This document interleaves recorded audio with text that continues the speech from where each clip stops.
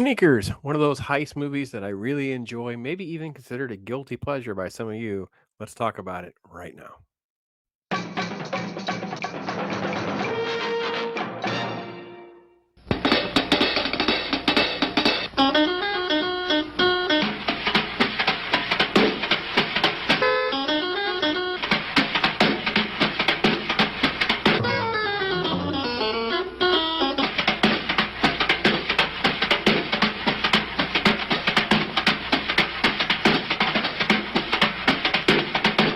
Yeah, I'm Pop's throwback movie time. That's right. I've been doing the heist movies. If you haven't seen my video on Heat and some others that will follow, make sure you check out that description. This is probably my favorite Robert Redford movie, even though it's really not the best Robert Redford movie. Obviously, The Sting stands out as one of my other favorites. It's obviously a far superior film, but this is probably the most rewatchable. I love sitting down and watching Sneakers. Think of Sneakers meaning sneak, like a caper, like a little heist, a little crime they have to pull off. This little ragtag team. He's got Dan Aykroyd as mother, Sidney Poitier as sort of like the buttoned-up CIA, FBI guy. He's got this great group of people around him, including the Little River Phoenix. Now, the movie starts off with Redford's character Bishop basically getting caught in the middle of a hack, and the FBI guys show up. His cohort there, he's the one who gets busted because he was quote going out for pizza, and he kind of lets his friend take the fall. And that's kind of where the movie takes place years and years later, where they're kind of brought up in the middle of this big scheme, grab this black box, which turns out to be like the key that can unlock everything.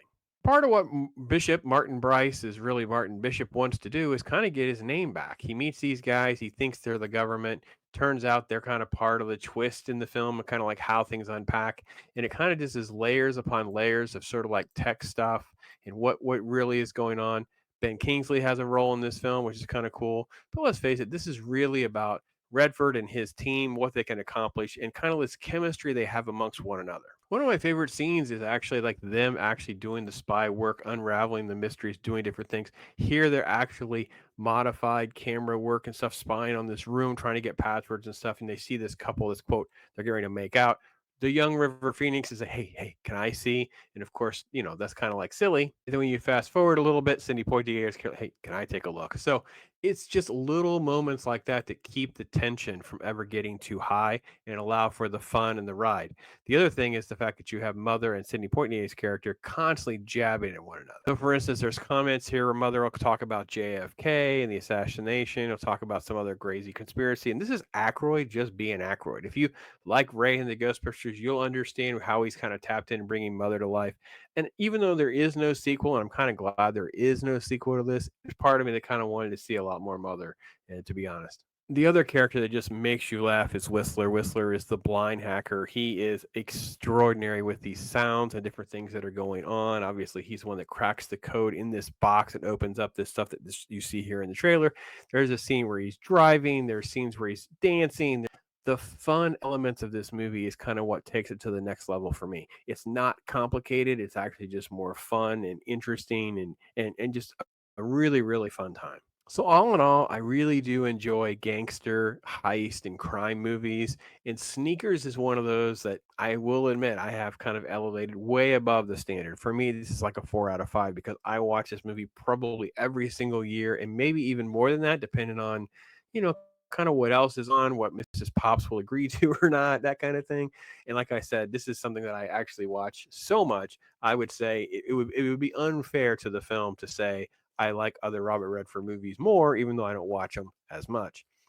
So, all in all, I'd love your thoughts. Like, what are some of the other heist films I should kind of revisit? Look out for some that I've already kind of been doing and kind of playing through this genre a little bit. I really hadn't spent time on this in a while, and I've gotten 2 or 3 in a row now that I really do. Have really just had a great time revisiting. This is one of those that's top notch. I think all the performances are great.